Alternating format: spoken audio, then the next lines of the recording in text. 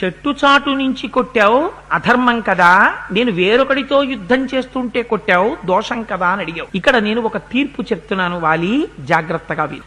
నేను మానవుణ్ణి, నువ్వు వానరానివి, శాఖామృగానివి.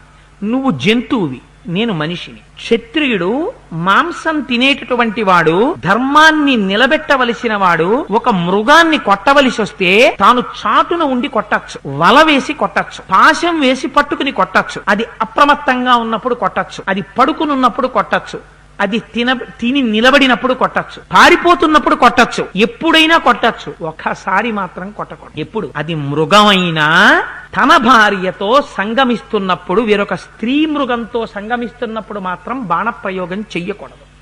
ఇది చేశాడు కాబట్టే భారతంలో మహానుభావుడు ధర్మరాజు గారి తండ్రి